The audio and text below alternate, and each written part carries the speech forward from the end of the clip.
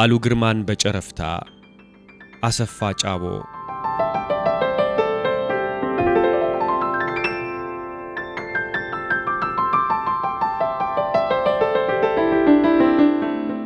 ካለፉ በኋላ የሚቆጩኝ ጥቂት ሰዎች አሉኝ። በዚህ ብቸኛው ነኝ ማለት የምችል አይመስለኝም። ጸጸት ሰው ከመሆን ጋር ተቆራኝቶ የተሰጠን ይመስለኛል። አንዱ ጸጸት በዓሉ ግርማን ከማውቀው በላይ ለማወቅና ለመተዋወቅ እድሉ ያለኝ ያንን አለመጠቀሜ ነበር። በዓሉ ግርማ የኢሉባቦር አሁን ኢሉ አባቦራ ጠቅላይ ግዛት ልጅ ነበር። እኔ የጋሞ ጎፋ ነኝ። ያኔ ጋሞ ጎፋ ጠቅላይ ግዛት ነበር የሚባለው። በሐሳቤ ያንን እንደ አንድ የመልክዓ ምድር ትስስር የሚፈጥርልን አድርጎ መንፈሴ ያየው የነበር ይመስለኛል። በዘመኑ ኢሉባቦርና ጋሞ ጎፋ ጸጋዬ ገብረመድኅን ባንደኛው ይድረስ ለወንድሜ ለማላውቅህ በሚለው ግጥሙ እንደሚዘክረው ዳር የሩቅ አገር የተረሱ ብቻ ሳይሆን በሩ ተቀርቅሮ መክፈቻው የጠፋለት መስለው ይታዩኝ ስለነበር ነው። ይሄም ከበዓሉ ጋር የምንጋራው አንድ የጂኦግራፊ ትስስር አይጠፋም ብዬ እንዳስብ ያደረገኝ ይመስለኛል። ሐሳብ እንደ ልቡ መች ገደብ አለው? ድንገት የጋሞ ጎፋን ልጆች ላይመስል የሚችል ይሆናል የሚል ጥርጣሬም ነበረኝ። ለዚያ ምክንያቱ ከዚያ በፊት ሁለተኛ ደረጃ ተማሪ ሳለው ሁለት ከኢሉባቦር የመጡ የክፍል ጓደኞች ስለነበሩኝ ነበር። ሁለተኛ ደረጃ ለ2 ዓመት የተማርኩት አዲስ አበባ ቀበና ኮከበ ጽባህ ነበር። እኔ የመጣው ዓመት ትምህርት ቤቱ አዲስ የመምህራን ማሰልጠኛ ከፍቶ ከ12ቱም ጠቅላይ ግዛቶች ከ8ኛ ክፍል መልቀቂያ ፈተና በውጤታቸው ላቅ ያሉትን ተማሪዎች አምጥቶ ነበር። ከኢሉባቦር የመጡት ገብረ ማርያም ገመቹና ገበየው ተሰማ የሚባሉ ነበሩ። ገብረ ማርያም ካላናገሩት የማያናግር ለስላሳ ነበር። ስለ ገበየው ሌላ ነገር የአማርኛ አስተማሪያችን አቶ ጋረደው እሳቶ ይሉት ነበር። ከገበየው ጋር ጎን ለጎን ነበር የምንቀመጠውና እስቲ እነሳቶ ሰፈር ጸጥታ ስጡን ይሉ ነበር። አልፎ አልፎ በዚያ ሳቢያ ይመስለኛል የ9ኛ ክፍል የአማርኛ ውጤቴ 39 በመቶ ነበር። ከዚህ የተነሳ በዓሉ ገብረ ማርያም ይሆን ገበየው ማለቴ የቀረ አይመስለኝም። አድሮ ውሎ ሳገኘው በዓሉ ግርማ ያንንም ይሄኛውንም ሳይሆን ቀረ። በዓሉ ግርማ ራሱን የቻለ የአካባቢ ታርጋ ልለጥፍበት የማልችለው በዓሉ ግርማ ሆኖ አገኘሁት። ከበዓሉ ጋር በአካል የተገናኘ ነው መቼ እንደነበር ዘመኑን እርግጠኛ አይደለሁም። ዩኒቨርሲቲ ሕግ ትምህርት ቤት እያለሁና ከመጽሐፎቹ አንድ ሁለቱን ካነበብኩ በኋላ መሆኑን አስታውሳለሁ። የአዲስ ዘመን ዋና አዘጋጅ ከሆነ በኋላ ብርሃንና ሰላም ማተሚያ ሕንጻ 7ኛ ፎቅ ቢሮ መሆኑንም እርግጠኛ ነኝ።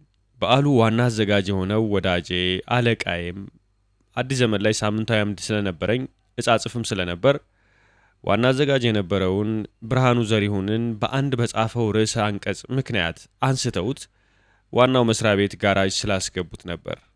በዚህ ምክንያት ለበዓሉ የነበረኝ አመለካከት የተመሳጠረ ኮንፍሊክትድ ይመስለኛል። በዓሉን እዚያ ቢሮ ውስጥ ለመጀመሪያ ጊዜ ያገኘሁት በየካቲት ወር 1966 ነበር። አንድ ቅርጫው ይቁም የሚል ጋሞ ጎፋ ባለርስቱ እየተነቀለ ለአዲስ ሰፋሪና ሰፋፊ እርሻ ለሚያርሱ ቅርጫ ገብቶ የነበረውን የሚያስታውስ ነበር። አሁን ሳስበው በዚያን ወራት በተለይም አዲስ ዘመን ጋዜጣ ላይ የነበረው የመጻፍ ነጻነት በኢትዮጵያ ዳግም የሚታይም አይመስለኝም።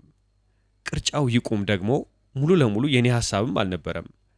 የፓርላማ አባል የነበረው የጨንቻው ጋሼ ይልማ ይርጉ አሴ ድፍን ኢትዮጵያ ጉዱን ሲናገር የኛ ተዳፍኖ ይቅር ነው የምትለው ብሎ አምርሮ ስለተናገረኝ ነበር። ያንን ሰጠሁኝና ተቆራርጦ ወጣ። ለዚያ ነበር በዓሉ ቢሮ ሄድኩት። ጮህኩበት። ምን እንደመለሰልኝ አላውቅም። አሁን ሳስበው የመጮህ እንጂ የማዳመጫ ብልቴ የሚሰራም አልመሰለኝም።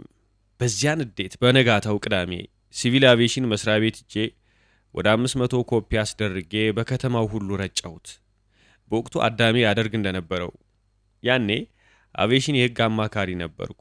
የማባዣ ቤት ሰራተኛውን አባብዬ ነበር ያራባሁት። አንድ ለበዓሉ ለመስጠት መጥቼ ቢሮው ስላልነበረ ጠረጴዛው ላይ ተውኩለት። ቁጭት መወጣቴ መሆኑ ነው። አሁን ሳስበው በዓሉ ግርማና እኔ በጋሞ ጎፋና ኢሊባቡርነት ብቻ ሳይሆን በዝንባሌ ጭምር የምንመሳሰልበት ነበረን ማለት የምችል ይመስለኛል።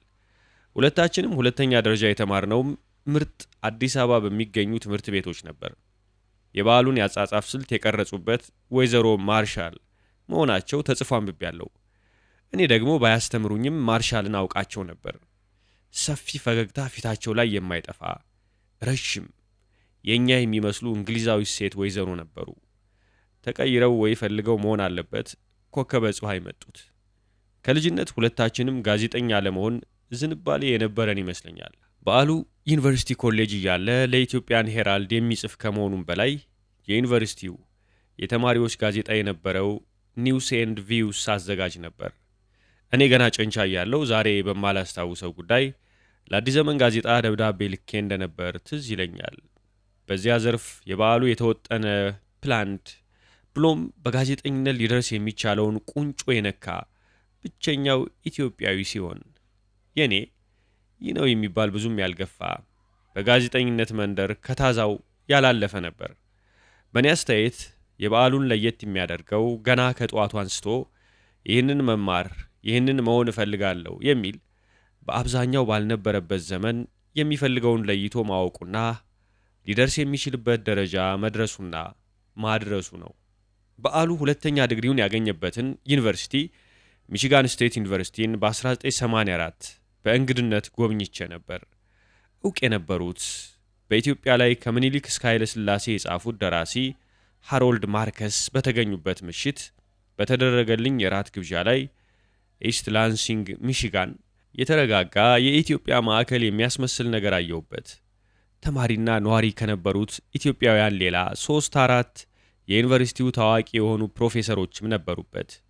ዛሬ ዝነኛና ዓለም አቀፍ ታዋቂ የሆነችው ሰዓሊት የጁሊ ምረቱ አባት ዶክተር አሰፋ ምረቱና አሜሪካዊት ባለቤቱም የነበሩበት ነበር። ሳስበው ኢስት ላንሲንግ ሚቺጋን የባህሉ ዘመን እንዲህ ሞቅ ደመቅ ያለ የኢትዮጵያውያን መንደር አልመሰለኝም። ግና ከዚህ ዕውቅ ዩኒቨርሲቲ ነው በሁለተኛ ዲግሪ የተመረቀው። የአጋጣሚ ነገር ሆኖ ለሕይወቱ መጥፊያ ሰበብ አስባብ የሆነውን ጋዜጠኝነትና ፖለቲካም የተማረው እዚሁ ነበር። ደግነቱ ወይም ክፋቱ እንደየእምነቱ አድሮ ውሎ አጥፊያችንን አለማወቃችን ይመስለኛል። ማን በነገረን የሚያሰኝ ነው። የአቶ ከበደ ሚካኤልን ትርጉም ሥራ የትንቢት ቀጠሮን ያስታውሰኛል። እዚያ ላይ ሙግቱ ዕጣ ፈንታህ ያምር ይሰምር ዘንድ በዚች ኮከብ በዚያች ኮከብ ድባብ ተወለድ የነበረ ይመስለኛል። ከፍ ብዬ በዓሉ በጋዜጠኝነት ሊደርስ የሚቻለውን ቁንጮ የነካ ብቸኛው ኢትዮጵያዊ ሲሆን ብያለሁ። እስቲ በመጠኑ ነው። የዛሬቱ ኢትዮጵያ፣ አዲስ ሪፖርተር፣ ኢትዮጵያን ሄራልድ፣ አዲስ ዘመን ጋዜጦችና መጽሔት ዋና አዘጋጅ ነበር። መንግስት ከሚያወጣቸው የተረፈው ቢኖር የኢትዮጵያ ድምጽ ብቻ ይመስለኛል። ሰንደቅ ዓላማችን ጋዜጣ ታጥፏል። በሹመት ደግሞ የኢትዮጵያ ዜና አገልግሎት ምክትልም ዋና ስራ አስኪያጅም ሆኖ ሰርቷል። በኋላም የማስታወቂያ ሚኒስቴር ቋሚ ተጠሪ ያለ ጭዳ ሆነ። ከወጣትነቱ እስከ ለተሞቱ ጋዜጠኛ ነበር። ለዚህም ነው ብቸኛውና አንድየው ያልኩት። በዓሉን ቋሚ ተጠሪ ከሆነ በኋላ ደጋግሜ ደርግ ጽህፈት ቤት አገኘው ነበር። በወቅቱ ቢሮዬ እዚያው ስለነበረና የሆነ ጉዳይ ሲኖረኝ ወይም ሙቀቱን በቅርብ ሆኖ ለማሽተት አስባብ ወደ ተለያዩ የደርግ አባላት በተለይም የመቶ አለቃ አለማየሁ ኃይሌ፣ ኮሎኔል ተካ ቱሉና ኮሎኔል መንግስቱ ኃይለ ማርያም ቢሮ ዳገቱ ላይ እሄድ ስለነበር ነው። ተዘውትሮ በሰላምታና በፈገግታ እንለያያለን። አንድ ቀን ከመንግስቱ ቢሮ ስወጣ በረንዳው ላይ ቁሞ አገኘሁት። ደጅ ጠናው አልኩኝ ዜማ በሚቃጣው መልክ። ተራዬን እየጠበቅኩ ነው አለኝ። ታዲያ ለምን መንግስቱ ገመቹ ቢሮ ሆነ አትጠብቅም ስለው እዚሁኜ ወጪ ወራጁን ለማየትም ስለሚረዳኝ ነው ብሎ ተግባባን በሚል መልኩ ሳቀ። አለቆች እንዴት ናቸው ስለው ወታደርም ርዕሰ ብሔርም ርዕሰ መንግስትም ናቸው አለኝ። አታውቅ እንደው በሚል መልክ አልነበረም። ምን ታደርገዋለህ ወይም አያያዙን ለኔው ተውልኝ በሚል አንድምታ ነበብኩት። ተሰናብቸው ሄድ ካልኩ በኋላ መለስ ብዬ አለቆችህን እኮ በመጠኑ አውቃቸዋለሁ አልኩትና የማውቀውን ነገርኩት። የመጀመሪያ አለቃው ፔቲ ኦፊሰር ታምራት ፈረደና የአሁኑ ደግሞ ሻለቃ አስራት ደስታ ነበሩ። ጋርዱላ አውራጃ አስተዳዳሪ ሁኜ ለጉብኝት ከሌሎች የደርግ አባላት መጥቶ የነበረው ታምራት ገና ሲያየኝ የጠላኝ መሰለኝ። በሁለተኛው ቀን በቃ ውሌ ኮምሶ ድንበሩን ሲያልፍ መቻል አቅቶኝ በሽጉጥ ልገድለው ስል ጄኔራል ውብሸት ደሴ ተጠመጠመብኝና አዳነን። አስራት በቴሌቪዥን ስለ አብዮት ትርፍ ቃል ተናግረሃል በሚል ገና 4ኛ ክፍለ ጦር እያሉ አስጠርቶ ሊገስጸኝ ሞክሮ ለመገሰጽ የማልመቹኝ ቢሮውን ለቅቄ እንደወጣው ነገርኩትና ሁለቱ ባለስልጣናት መሆን ብቻ ሳይሆን ስልጣናቸውን ለማሳየት ምክንያት ይፈልጋሉ አልኩት። ከት ብሎ ሳቀና በጣም አመሰግናለሁ ብሎ ጨበጠኝና ተለያየን። ለምን እንደነገርኩት ዛሬም እርግጠኛ አይደለሁም። ምናልባት ጠንቀቅ ነው ደጉ ማለትም ሊሆን ይችላል። ምናልባትም መረጃ ማካፈል ኢንፎርሜሽን ሼሪንግ። ከዚያ ወዲያ አልተገናኘንም። ማዕከላዊ ስለወረድኩ ሊሆን ይችላል።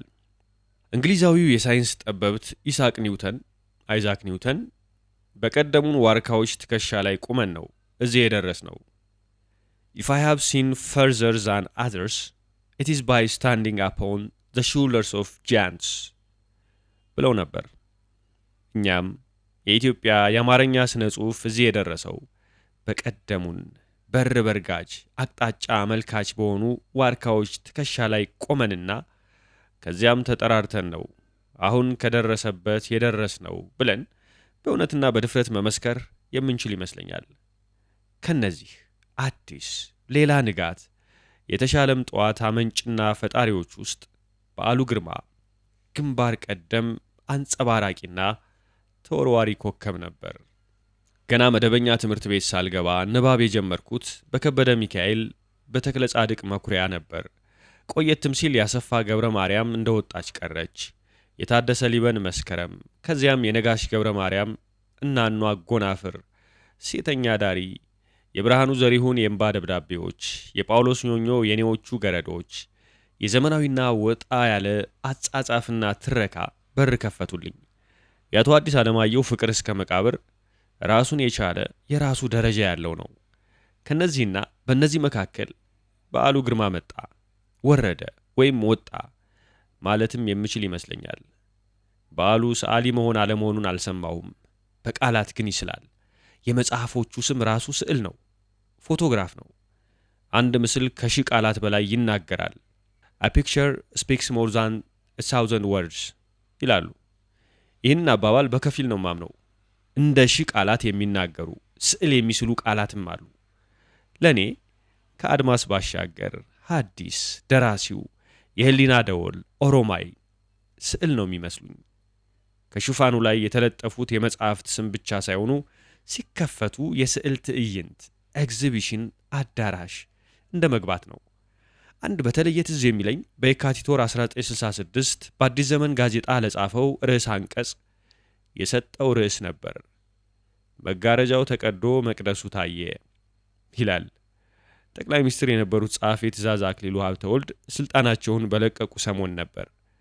መቅደሱ ታየ የሚለውን ሐረግ ከነ አንድምታው ሊረዳ የሚችለው ኦርቶዶክሱና በተለይም ወደ ቤተ ክህነት ቅርበት ያለው ይመስለኛል። መቅደሱ ሲከፈት መንበሩ ይታያል። መንበሩ ላይ የተቀመጠው ታቦት ነው። ታቦት የሚቀረጸው ደግሞ ከእንጨት ነው።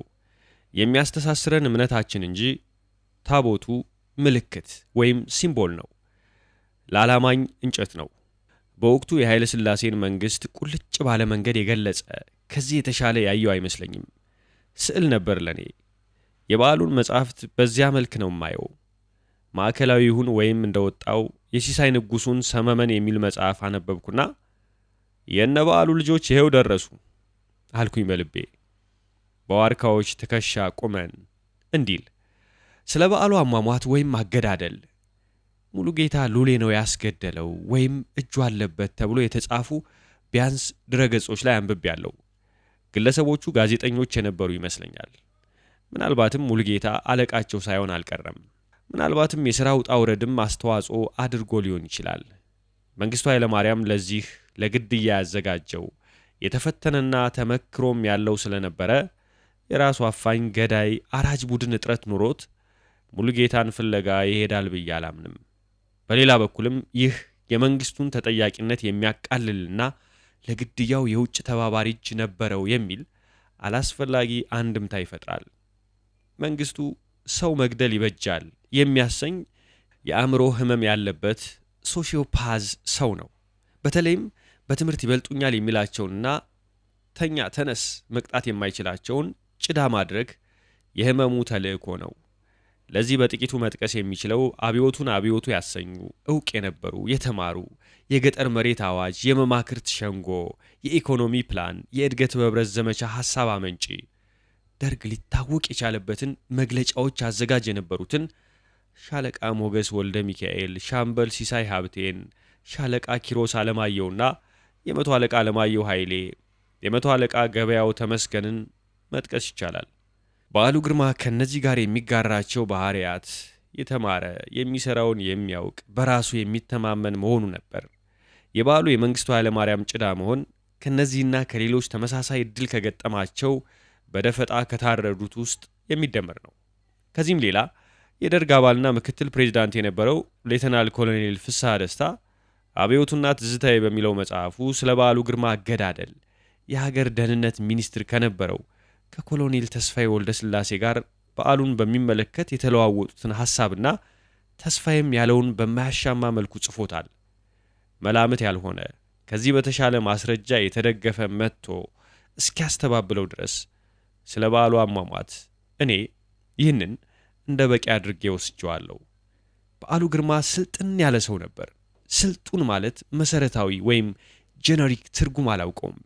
ባውቀውም ሊያሻማ ይችል ይሆናል። ለእኔ በዚህ አገባቡ በዓሉ ግርማ ራሱን የሚያውቅ፣ የሚናገረውን የሚጽፈውን የሚያውቅ፣ ሀገሩንና ሕዝቡን አጣጥሞ የሚያውቅ፣ የሚረዳ፣ የተረዳውን የሚስል የሚገልጽ፣ ግን ያ ሀገሬነቱ የቀረውን ዓለም አድማስ ያልጋረደበት ያላጠረበት ትልቅ እይታ ቢግ ፒክቸር ሜንታሊቲ የነበረውና ለእይታውም ሰፋ ያለ መነጽር የነበረው ሰው ነበር። የእንግሊዝኛ ቃሉ ኮስሞፖሊታን is a person who is free from local, provincial or national bias or attachment, citizen of the world ይላል። በዓሉ ያ ነው፣ ያ ነበር። እምነቶች በአብዛኛው ሰው በስጋው ይሞታል፣ ነፍሱ ግን ዘላለማዊት ነች ይላሉ። አንዳንድ እምነቶች ትንሽ ለውጥ ባለመልኩ ትንሣኤ ሙታንም ሪኢንካርኔሽን እንደየሥራው እዚሁ ምድር ላይ መሆኑን ያምናሉ። አንዳንድ ሰው በአካል ቢለየንም ሥራው ዘላለማዊ ነው። አንዳንድ ደራሲዎች ሥራቸው የዜኒ ወዘልፈኒ አብሮን ይኖራል። በዓሉ በአካል ተለይቶናል። አርግዞ መገላገያ ቀን ይጠብቁ የነበሩ ጽንሶቹም አብረውት ሂደዋል። ያንጎሉ ጭማቂዎች ግን ቋሚ ሐውልቶች ናቸው። አይፈርሱም፣ አይበሰብሱም። ከአድማስ ባሻገር ለዘላለም ሲያበሩ ይኖራሉ። አሜን።